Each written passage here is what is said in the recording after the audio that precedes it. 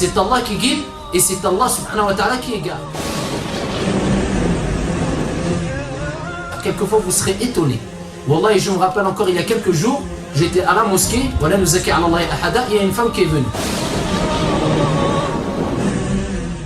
Une femme qui est venue, qui était avec un homme à peu près âgé de 45 ans, l'homme 50 ans. Et ici, il était avec elle, mais elle c'est une catholique,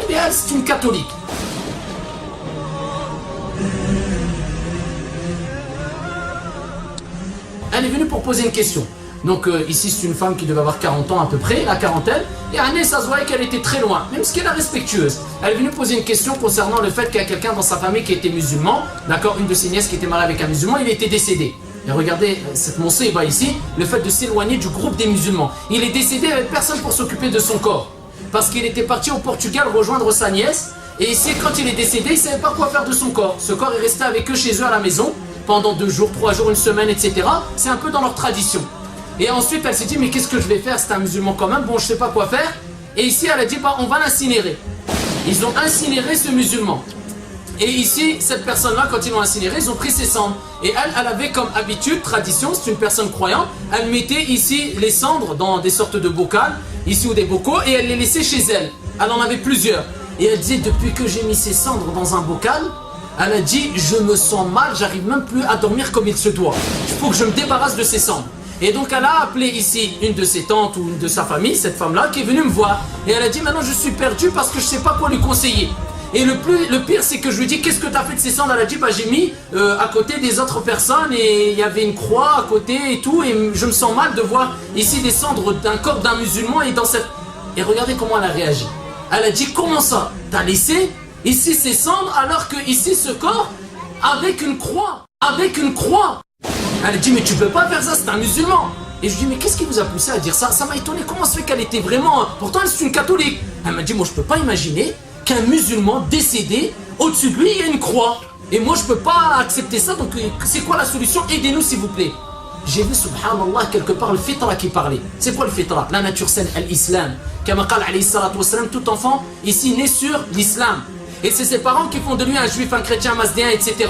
Donc on voit que la fitra, la nature saine qui avait en elle a parlé quelque part. C'est-à-dire la crainte d'Allah Azza wa Jalla, l'appartenance à l'islam quelque part. À la soumission à Allah subhanahu wa ta'ala. Elle avait cette crainte. Et elle a dit quoi? Elle a dit moi je ne pouvais pas supporter ici. Et quand ici j'ai entendu cette parole, je suis revenu après sur cette parole. Je lui ai dit donc qu'est-ce que vous faites si vous n'avez pas le choix? Ici, allez dans un terrain, carré musulman si possible, enterrer les cendres, on va faire salat al-ghaib sur lui, s'il faisait la prière, etc.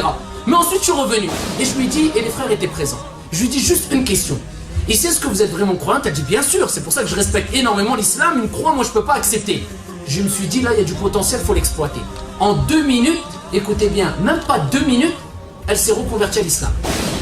En 2 minutes, je lui ai juste dit simplement, d'accord, vous êtes croyante, vous croyez fermement en Allah? Elle me dit oui. Vous croyez en Jésus? Bien sûr. Vous croyez en Moïse? Bien sûr. Pourquoi? Parce qu'il faut rentrer dans leur terrain.